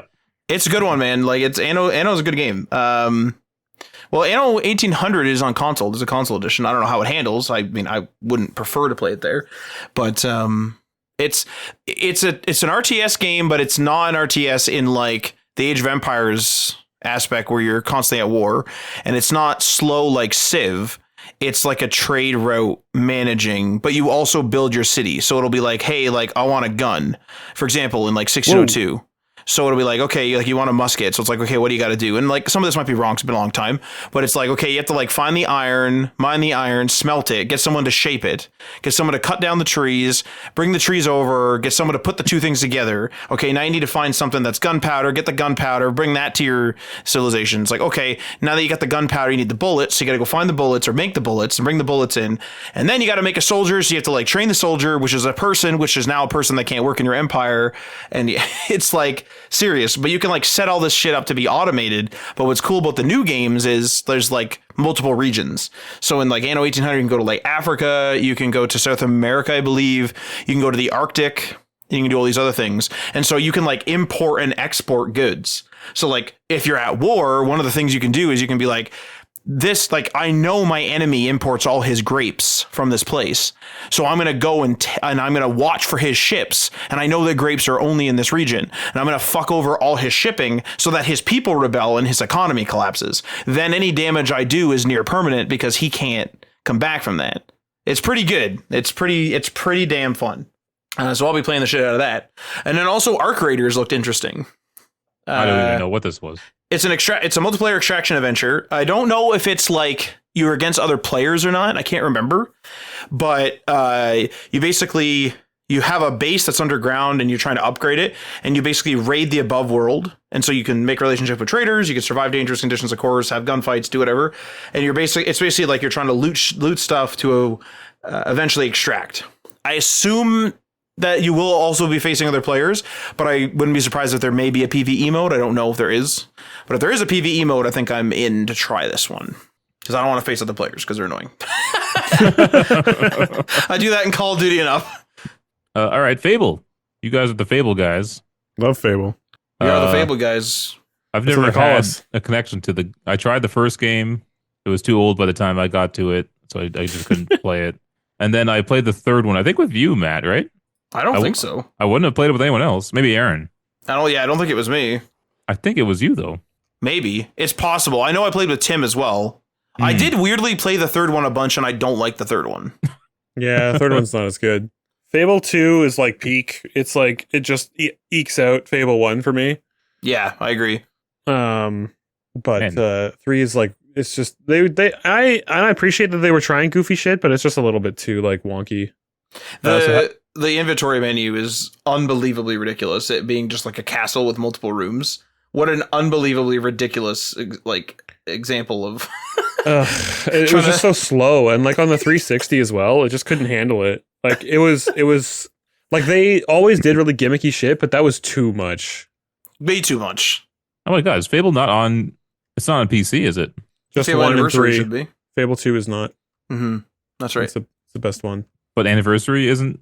Anniversary it's on Steam. Fable 1, The Lost Chapters. It's not on Game Pass. That's interesting. Oh, it's on Steam. Fable 1, The Lost Chapters, which is like the complete edition, and Fable 3 are on Steam, but Fable 2 is not. And it's not on anything. The only way that you could do it is if you did like the Game Pass Ultimate, like the cloud. Oh my god, it's in my cloud streaming to PC from like the Xbox library. Fable 1's in my library. I own it on Steam. What the hell? I'm pretty sure it is on Game Pass, though, isn't it, right? Like, which one do you think is missing from Game Pass? Fable Anniversary. That's the remake. Fable, of the just the remake. Just the new one comes in. Which is like, oh yeah, what the hell? You don't necessarily have to play that version. Honestly, it's just basically better for like modern monitors and stuff like that. Fable Anniversary is a remake or a remaster? Yeah. Well, everyone has different definitions. If it's the same game with a new Code of higher paint? res textures, then that's a remaster. I think I can't remember if they added or changed any content. I think it really is for the most part, 99%. It's just the same game. I'm gonna get the Code same of paint. experience. Yeah. Okay. Maybe I'll give it a go because this new one does look pretty good. I'm pretty excited for it. So Fable Anniversary. Okay, so Fable in general on Game Pass is only available on console. Fable Anniversary, Fable 2, and Fable 3. I'm just looking on PC right now. I went into the cloud gaming area, which you can't just search the cloud gaming, which is unbelievably ridiculous. But Fable Anniversary, Fable 2, and Fable 3 are all streamable. Streamable. But it's weird that they don't give you the PC versions of the two Yeah. games. But Yeah, I wish 2 had a PC version. so do I. Like, what the fuck? It runs horribly. Like, it's a great game, but the performance is abysmal. It's almost like you'd have to wait for like 360 emulation to become like really really good, Yeah, and then genuinely. like emulate it. Like, seriously. Yeah. Let's see. FBC Firebreak was a weird game that got announced. Set in the Control universe, which is also the Alan Wake universe. But it's like a hero shooter kind of deal, I guess. Yeah. I know a couple of people that are quite excited for that. Oh, really? Yeah. I'm interested. I don't know if I'm excited, but yeah, looks pretty good. Definitely more cartoony than Control or Alan Wake. Mm-hmm. But do they have to be with these kind of shooters? You know, because Overwatch is cartoony, Marvel Rivals is cartoony, Concord was cartoony, Fortnite's cartoony. Is it easier? I don't know. That's a guess. I have no idea. Maybe they're going for like a younger audience too. Oh, know? maybe, yeah. I don't know. Marvel 1943 Rise of Hydra. I have no idea what this is. I was going to say, I was going to ask you this. guys if you ever friggin' heard of this before, because like I certainly have not heard of this. Oh, Amy Hennig. Does that define what the game what the game No, is? but Like, she what was is this thing? She was the writer on the Uncharted games, the first 3 at least, I think. Okay. It's Yeah, this is completely like lost on me. I don't even remember when this was revealed or where. Metroid Prime 4 Beyond. Ooh. I don't know what that means. What does that mean, Tim? It's Metroid Prime 4, a game that in the Metroid series that has been wanted for like a decade. It was started. Is it actually still going to come out? Allegedly, they finally got like an actual potential A full-length release. trailer for the game. Yeah. Hey, you know what? This is the one that was canceled, right? Like, or not canceled, but it was the one that they restarted. It was Props supposed to them be for on that. Wii U. I think maybe it was even supposed to be on the Wii. But I think it was supposed to be on the Wii U, and then they didn't cancel it, but they stopped production. Or no, they restarted the project. Then they stopped production. Then they started it again. I will say this, like, I would prefer for, like, assuming this game is going to be good, I would prefer for a good Metroid Prime 4. And I don't even play Metroid, but I prefer for a good entry into the series rather than people be like, oh, this is actually 5 coming to Switch, but 4 was bad. You know what I mean? Like, Yeah. props to them for being like, this is fucking bad. We're stopping this right now. Pokemon Legends Z to A, or Z to A. Although Z to A sounds better, I think. I don't remember this either. The next No, installment in a I've series of got Pokemon this. spin-offs started with Pokemon Legends Arceus or Arceus. Is it? It is Arceus, right? Arceus, yeah. Okay. I've had so there's one here, the Sinking City 2. I've had the Sinking City 2 or the Sinking City on my wish list on Xbox for like 5 years. Every year it like lets me know it's like, yo man, it's like 90% off. I'm like, cool, and then I just don't buy it. Cool. He's so cool. Maybe you should buy it. I'll be in the swamps in the Star Oh, yeah, universe. Speaking of the swamps, South of Whoa. Midnight. You guys remember this game? I do. Developer of 2018's We Happy Few. Oh, yeah. They're It always definitely making looks like that. stylized Okay. games. Yeah, that's nice. Set to return in 2025 with a new third-person action-adventure game set in Southern Gothic fantasy world inspired by the American South. South of Midnight follows the story of Hazel, a young woman whose hometown of Prospero is ravaged by a supernatural hurricane. Set adrift in a world that blurs the line between folklore and reality, Hazel must use her powers as a weaver to restore balance and find a new home. The one weird thing about this trailer was like the frame rate. It's because it's almost like because it has this kind of art style, they made it almost like maybe 24 frames per second, or maybe even less. I don't know, but I'm not sure how I feel about that. I might be getting sick. You might be getting sick. Well, yeah, if the frame rate's a little choppy feeling, then yeah. Isn't that cinema, though? 24? Yeah, but it's different when you're playing it. If it's consistent. Would you even get It's sick usually fine like for me. not in VR? Like VR I could see like a weird frame rate or inconsistent. Well, 24 frames doesn't make me sick because, like Tim said, cinema is in 24 frames. Mhm. But there's something about a game being 24 frames per second that can look choppier than film does. I mean, Bloodborne often dips to 24 FPS, and people still play it. Yeah. I actually found Star Wars Outlaws has a 40 FPS mode, and I actually found that quite a good compromise between like 60 and 30. Like 30 nowadays feels choppy to me. Yeah. But going to 40, it's like that's okay. That's not too bad. Okay. I wouldn't be upset if that was actually like a new standard. Claire Obscure Expedition 33. Remember this weird game where like all these different generations of people go to fight this thing to try to stop it from killing their generation of people? I absolutely do not remember this. I don't know No? this at all. All right, moving on then. Well, you can tell. I talked about my stuff. Oh no, You it's can- getting late here. for Christ's sake. Mafia of the Old Country, Matt. There you go. Woo! Yeah, that's some good Huge. shit. Huge. That's this summer, 2025. This summer. Been nearly 10 years since the last game in the Mafia franchise. That feels freaking weird. Mafia 3? Yeah. That doesn't feel like it's been 10 years. That feels weird. Mafia 3 sucks. Not that bad. Which sucks because the character and the story is good, but the game sucks. Game sucks. I But liked collecting the Playboys. Oh my. you can do that in Mafia 2. I'd rather play Mafia 2. It's a better story. There's Playboys in Mafia 2? When Yeah. did Playboy come out? The 30s, I think. Now I gotta Google Playboy. Jeez. Nice. But yeah, I was talking about Mafia the Old Country, and I was like, man, like the cars like fucking suck in the original Mafia game, like whether it's Mafia or Mafia Definitive Edition. And like, obviously like Mafia 1, 2 to 3, the cars are like, the time is not that big of a jump, but like the cars are a huge jump. Cause you can get Lincoln Clay, which is the Mafia 3 guy's Camaro, I think it is, in Mafia 1. And Yeah. I did that and I fucking disastered an NPC's car accidentally because I was supposed to follow him and I fucking killed him. Like it was just, I was like, vroom, like, oh fuck, this thing's kind of loud. And I just fucking blasted out of that like 1919 garage, like Seabiscuit, and absolutely disastered his car. And it was like, Fred has died. We got a problem here, boys. If you're serious about Mafia 2 having Playboys, we got a problem. Why? Mafia 2 takes place in Oh, you know what? I wonder if they're like, 1945 and 1951. yeah. Well, obviously, yeah, it shows him in the war, right? Or just after the war? Coming home During from the war, you come back and then you corruptly stay. Right, yeah. I think it might be cigarette cards. Oh, okay. With scantily Playboy clad women first on came them. out in spring of 1953.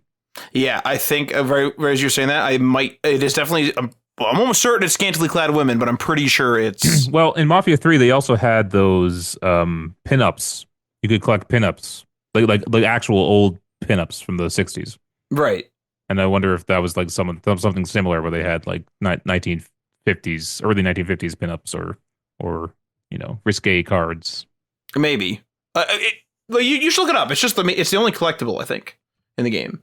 But yeah, no, in Mafia the Old Country, I was looking it up, and you can use their shitty old cars because it goes back before the original Mafia game.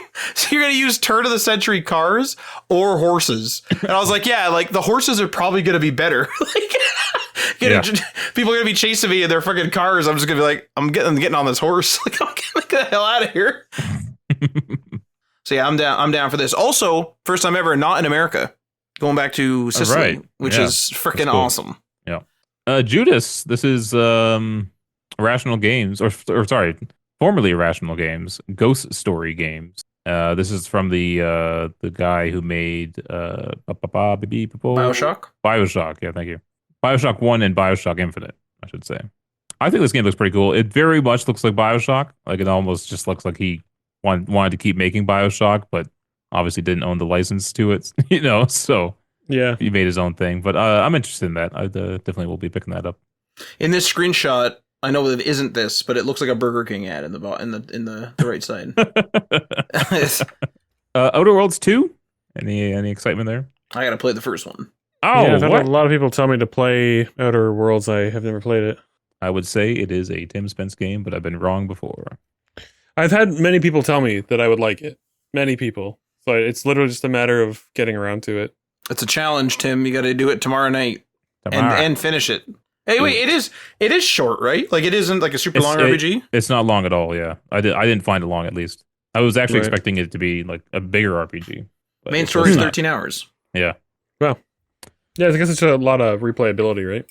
We're now moving into the to be announced release dates. We don't know when these are coming. Gears of War E-Day. Yeah, this looks pretty good. Man, fuck yeah. I'll be having some of that. I want to see the damn civilization before it was destroyed. It's like this like grand, like, I don't even know what you want to call it, Imperial Empire shit. And it's like all destroyed. I'm like, why was like, I want to see it new. And so I'm about to see it moments before it was destroyed in this game. So I'm pretty excited.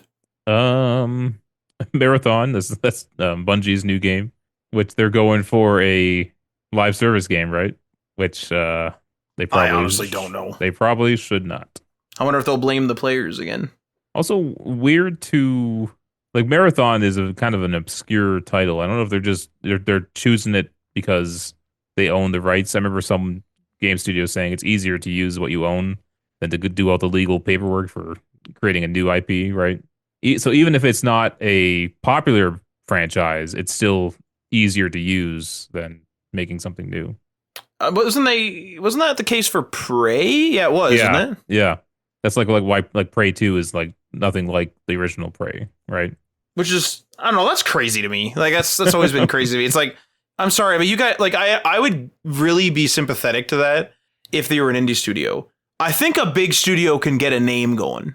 You know what I mean? Because you're still building a game. Like, the hard part is the game. I don't think anyone's going to say, any game dev is going to be like, the hardest part ever was getting the name. It's like, no, I don't feel like that's probably not the hardest part, I would imagine. But maybe it's tricky in a sense. Nothing's easy, though. Yeah, but I mean, I just mean it's risky for one. You can make a name that either someone else owns or someone's going to fight you over. You know, the lawyers probably don't want to do all that paperwork. Why wasn't Starfield called Prey? That would be great. You know what I mean, though? It's like, come on. So like, you can make a damn name. Gotta pray for some players to play their games. Oh! Elder Scrolls Starfield. Boo! 10,000 years in the future from the Elder Scrolls games. It's been 10,000 years. Yeah. And then finally on the list here, Metal Gear Solid Delta Snake Eater. Right, I think you mean Terminator Survivors, actually. No, I skipped that one intentionally. Oh well, I'm gonna play that one. Just to make Matt mad. Yeah. Damn. I can't believe that Metal Gear Solid game, though, like, jokes aside, has not come out yet, though. That's kind of crazy. Because it's like all the, like, well, actually, I forget. Is it a complete remake or like what? It is, yes, it's a complete remake in essence. Like they're remaking the game, but they're using the original game as the structure. And they're reusing all the dialogue and like sound effects and all that stuff. Okay. Well, I don't know about sound effects, but they're reusing all the dialogue from the original game. Yeah, okay, that's weird then, like, because a lot of the creative work would be done then. I mean, not that I know how to make games, but it feels weird to me. Yeah. But there you have it. There's 2025 in a nutshell. Go play some Starfield while you still can. It's not looking like too bad of a year, eh? Maybe better than 2024, actually. Better for me. There's definitely some titles in here, and for me. Another thing that's actually supposed to come out this year that is not going to be on this list is the Skyblivion project. They are aiming for a 2025 release, and they said that in like December of 23. So it's been a long time still that I've been following the project, and it seems like they're pretty close to done. They did an update video a couple of days ago, and they're like they've modeled a ton. Like they're getting to work on like finishing up the quest lines and stuff. A lot of the locations are mostly nav meshed, so NPCs can like navigate the world and the player can navigate the world. It's crazy to see that they're like actually seeing the light at the end of the tunnel now. What I got a question for you, Tim. So like what would you do, I guess, if this happens? So allegedly there's supposed to be an Xbox like game showcase of some sort this month, like January 2025. And then there was a leak that they were going to show off Oblivion HD. And the supposed leak, and again, this is all leak and, you know, whatever, is that, like, unconfirmed, is that they were going to do like a dual engine system, which apparently is like really common, which I was unaware of until I read about this leak and did some research, where they were going to do something like an Unreal 5 for the graphics, but then leave the creation engine running the game. And apparently that's very common now. I thought that'd be crazy, but apparently it's not that crazy. Man, the timing, especially with Fallout London, like having that happen to them as well. The timing is fucked if this is true. Yeah, I mean, I don't I don't mind. I'd do both, you know? Because if the idea is that the official Oblivion HD is just Oblivion again, but HD, that is different than Skyblivion. And I kind of feel like Skyblivion did something smart there where they were like, we're going to change some stuff and like add some quests. And I don't know the full take of it. Like I kind of want to be surprised a little bit when it comes out. But like they've added like new things and like new models and stuff. Yeah. So I would be interested in seeing like, I wonder if they were like, man, if they ever redo Oblivion, like we should probably insulate ourselves a little bit. Yeah, I don't know. I'd be interested to see both. Because like Skyblivion, again, it's a mod. Like they're not allowed to sell it, right? Like it's going to be all free. It's all accessible. It's out there. Not currently, but it's going to be out there for anyone to like try out, right? So it's yeah. For those that aren't aware, it's a mod project that's been technically it's started in earnest in 2016, and it's a group of people remaking the entirety of Oblivion, all the areas, all the items, NPCs, quest lines, everything in Skyrim engines. It's just a mod for Skyrim, but it's all of Oblivion, and all brand new UI. They've recorded brand new like music. They have like a composer making new music for it and stuff. Just an absolute astronomical undertaking to like basically remake a game. It's no longer game modding. It's literally just like game design. They have like a literal project lead and like hundreds of volunteers working on it. I was gonna say it's all volunteers, which is crazy. Yeah, like, yeah, they're not getting paid for it. You know what? You know what's encouraging though is like I don't know of any like Fallout London's a big one. This is a big one, assuming it comes out with Skyblivion. So many big mod projects in the past have failed. I'm sure there's been others that have succeeded. I'm not aware of them. But like it's encouraging that some of these big projects have been actually releasing now. Like finishing, yeah. Yeah, like actually finishing, because, you know, in the past, it's sort of like, you know, okay, like this developer's going to make, you know, a few quests and it might take them a few months, even a year. They figure it out, they do it, they ship it, and then that's kind of the end of it. Whereas like every single time anyone's like, we're going to do a total conversion mod, it's like, yay, but you're going to get 20% in and then stop. Which sucks, right? Like, well, I mean, I get it, but... Yeah, it comes down to people's lives, right? Like if they're able to do it or not, or, you know... Yeah. Stuff pops up. It's just encouraging to see that like these are actually like alive and like coming out now. There might have been one for Morrowind or something. I don't know. Like, again, I'm only mentioning the two I'm aware of. But there's the Skywind project, which I think is also like semi coming out soon. I think like they've started releasing stuff too. So we'll see. Skywind would be cool because that game needs an update. Holy Christ. Yeah, to be actually playable. Good Lord. You should play that on stream, Tim. Skywind? No, just Morrowind. Just play Morrowind, man. No mods. It's terrible. It's not fun. Like I feel like Morrowind is genuinely only fun if you played Morrowind back in the day. It's not fun now. It's only fun if you are nostalgic for it. It's like classic WoW. Like it's really not fun unless you know what you're doing and you mod it heavily. We had fun setting up the server for the multiplayer, which worked actually pretty damn well. It was pretty crazy how good that was. How well that worked. But yeah, there were people playing it. It was one of those things though where like, because you and I were playing it and you knew everything, like you know where you're going and I don't, and so I kind of just felt like a tourist, like I was just following you around while you did everything, and it wasn't really like that same level of immersion of like, oh, like I'm getting to see what's going on in this world and like uncover it for myself, you know? Yeah, you like asked me, I remember you're like, take me to like the first like bigger city or whatever, which is technically Balmora. But I was like, well, we can go to Balmora, but like we can stop at like Caldera, and we like stopped at Caldera, and you're just like, where the hell are we? And I just like know where to go and know where to walk. And, you know, it's like I know the main cities. The northern area sucks, and so does the middle, and sort of those cave things, those flying things. But Cliff Racers. That's it. Cliff Racer fly so high. God, hopefully fly away. All right, that's it for 2025, I guess. Apart from any hardware things coming out. But it just started. Yeah, we're in for a ride. But moving on to what we're playing. So Tim, you said you played a lot of WoW. I've been playing a lot of WoW, yeah. Anything else you've been working on? Dragon's Dogma 2. Did I ever talk about it on the podcast? I feel like I don't know. I was playing it before I was off for a while. But I really didn't make that much main story progress. So I was playing that, and then I got playing WoW, and then I've just mostly been doing WoW in my free time. I haven't really been playing much else. Yeah, not much else to say about it than what I said before. Like, it's the classic servers. It's a snapshot of the original, like, classic game, like, no expansions. And it's permadeath. And it's only as much fun as it is because I know a lot of people that are playing it. And so there's, like, a community of, like, people to regularly play with. Like, having a group of people, like 4 or 5 people, to play classic WoW with in 2025 is, like, extremely strange because it's something that I didn't get to experience as a kid. Like, I first started playing WoW about a month before the first expansion came out. I think I was like 15 or 16, and I didn't know how to play the game. Like, I'd never played an MMO before, and it's pretty like hard to WoW is pretty hard to play if you don't know what you're doing and you don't have anybody else to like play with. So I was soloing it most of the time. So the highest level I ever got, I think, was like 23 or 26, and I kind of fell off playing. And I didn't really play much during the first expansion, and it wasn't until the second expansion, Wrath of the Lich King, where I actually like hit level cap and figured out how to play the game. But it's cool to be able to play something that's like quite old, but it's like really popular right now. So you're playing with a party, but you're playing in hardcore. Has somebody died?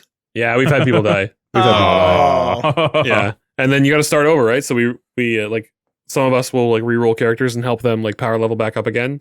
The worst was like the level cap is 60, right?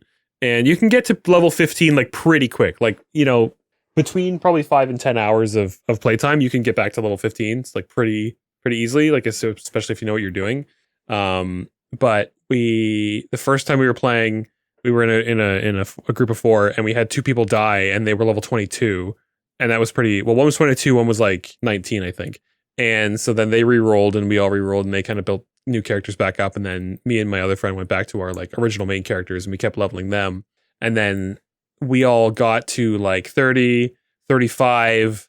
I was a little bit ahead. I was like 39, I think. And then my 2 friends were both 35 and 36.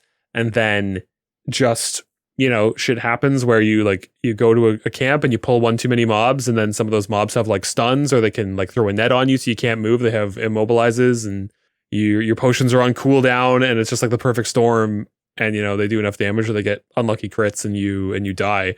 And they both died. Well, the one died because she was trying to save her boyfriend's character because he pulled too many people, and then all the aggro went on her, and she died at 35.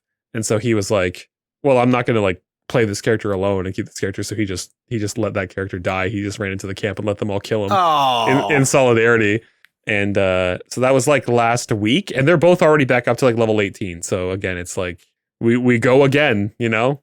But my character, I'm playing a hunter, so it's like a pretty safe class to play. Like, I have a lot of get out of jail free cards. I've got a lot of panic buttons I can hit in case shit hits the fan. But I just hit level 42 today on that character, so we're starting to get like pretty close to the end game, and it's like it would really, really suck to lose this character because I probably have like 100 or 110 hours on this character now. That would really suck to lose. Have you ever lost a character then? Like you personally? I did. Yeah, my first character that I played was also a hunter, and I was in an area, and I was trying to like tame a new pet, and so my pet was a lower level, and then a bunch of enemies like kind of respawned on me, which is a thing that happens all the time. You'll be in like, if you're not careful with where you're standing, you could be in like a field where just a bunch of enemies will spawn, and yeah, so a lot of people died just getting respawned on, and then a bunch of enemies just like burn them down really quick. And that's sort of what happened to me. Like, I didn't have my pet. I was like already low on health from fighting a thing. 2 more enemies spawned, and so that character died at level 15. But it felt like a big deal at the time. But since then, like with how much I've played since losing that character, like that was nothing. Oh man, I could not play hardcore, I don't think. God. Yeah, it's one of those things where like it really sucked when that character died, and I was like, man, I don't know if I can do this again. And I was really sad, and I was really like kind of angry that I died, and they like let it happen. And then like 3 hours later, I was like, all right, let's do this again. We go again. Let's get back into it. I'm too much of an experimenter in games. I'll like run and be like, I wonder if I'll die if I'll jump off this. Let's just jump off this tower and see what happens. Yeah. Matt, what have you been playing? I've been playing Swamp Simulator. No, I've been playing Stalker 2, Heart of Chernobyl. I've been really digging it. I just left...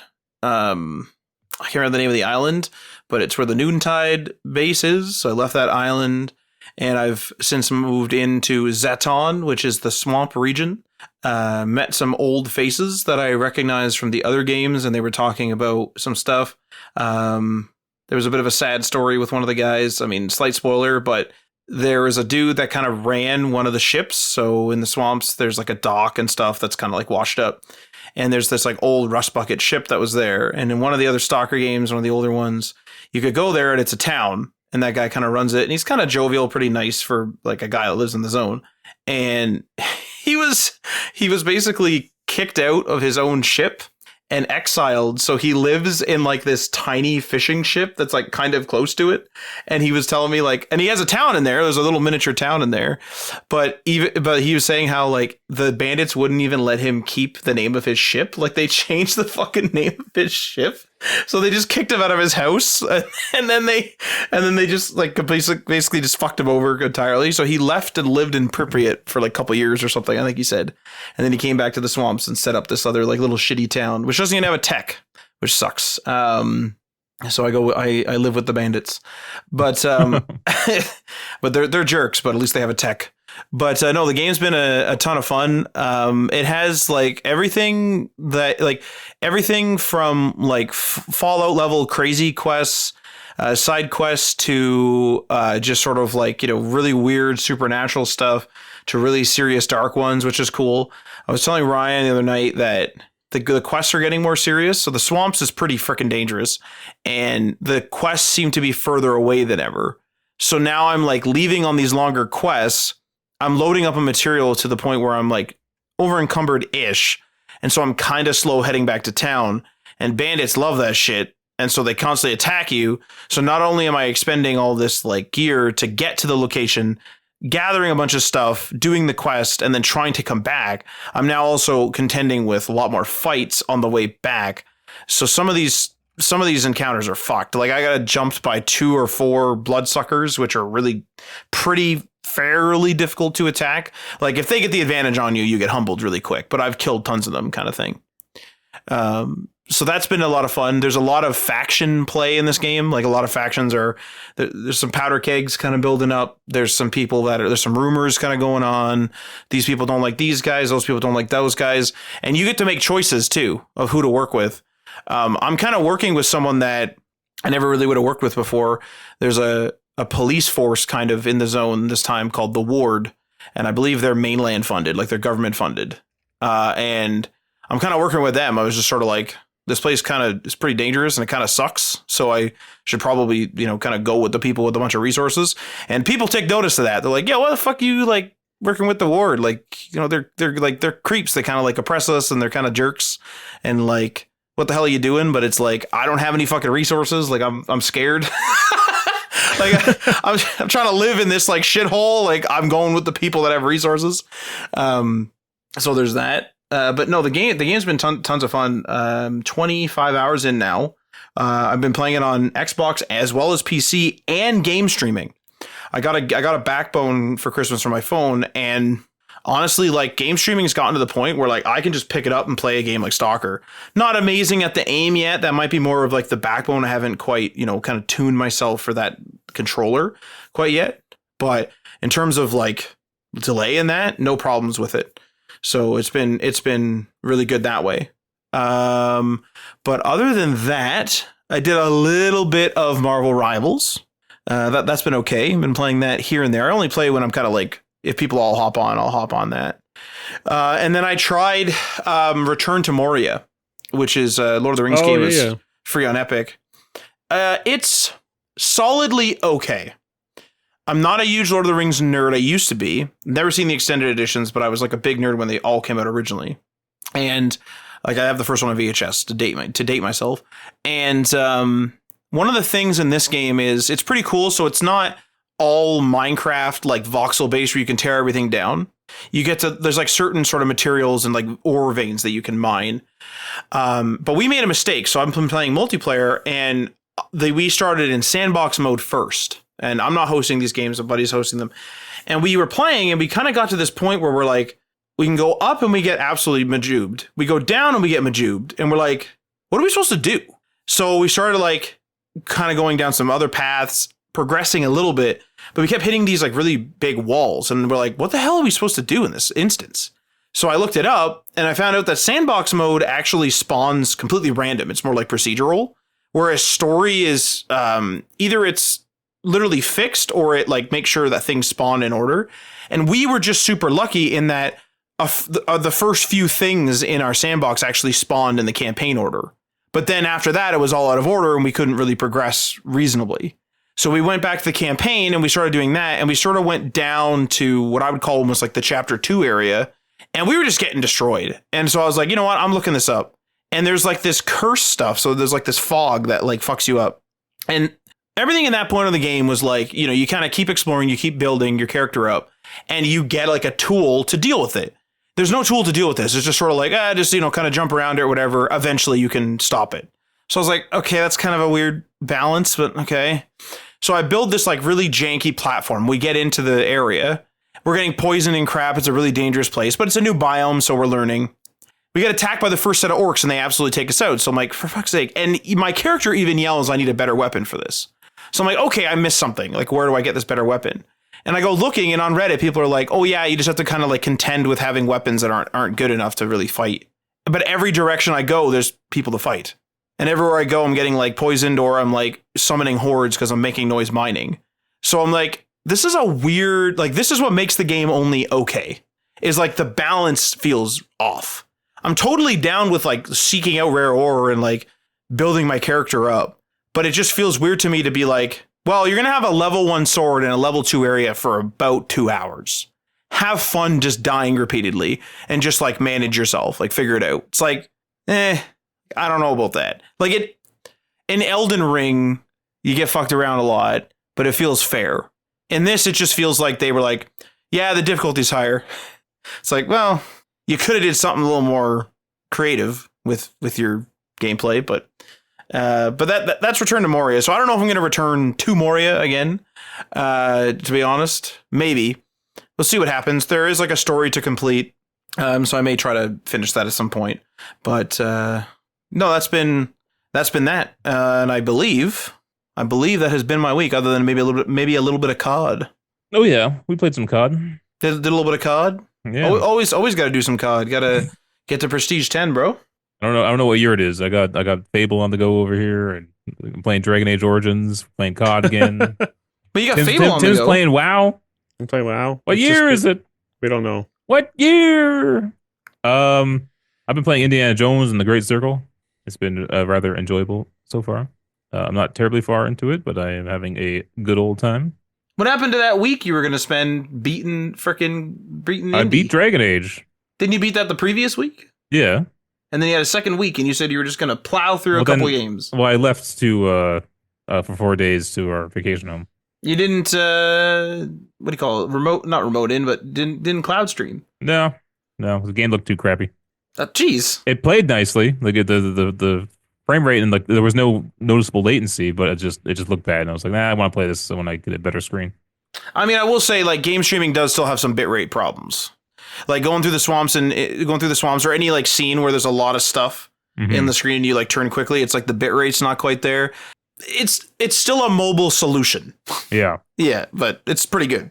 And then just in terms of like hardware, I got these new headphones for Christmas. They are like Corsair Virtuoso Max over-the-ear noise-canceling gaming headphones. Hey. So far, it seem pretty good. They're comfortable. They are a bit heavy, and like the padding on the top, I don't know. It does start to hurt my head after a while. I'm doing okay today, but like yesterday, I was having issues with it. But the overall cups on the ears feel really good, and from what I can tell, they sound pretty decent.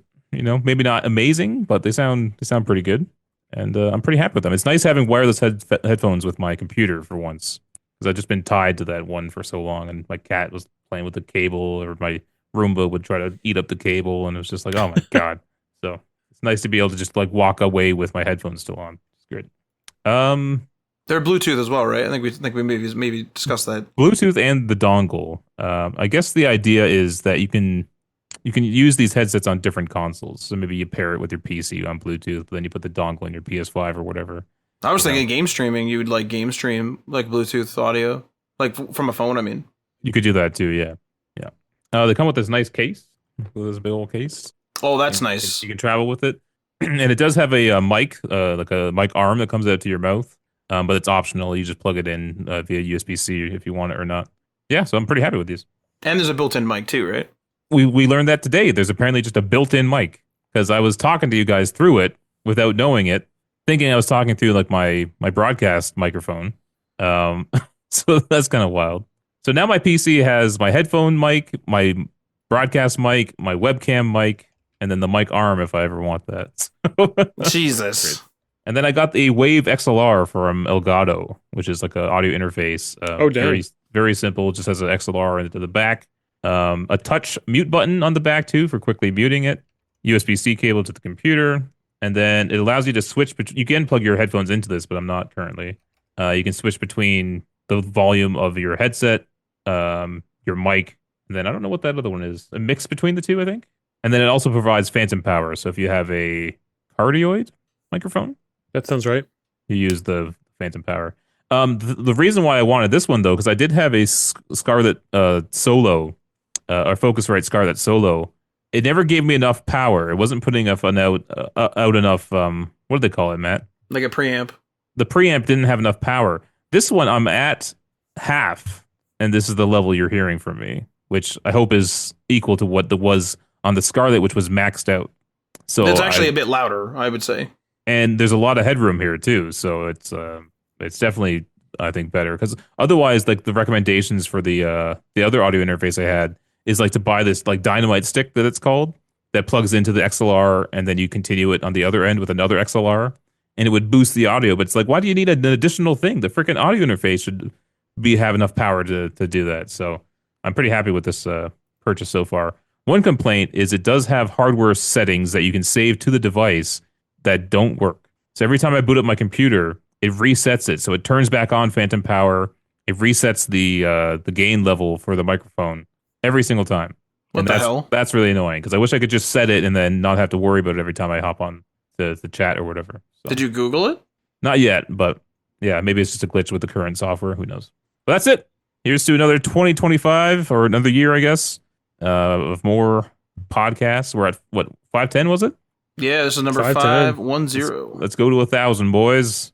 2 billion, actually. 2 billion. I don't got time for 2 billion, but 1,000.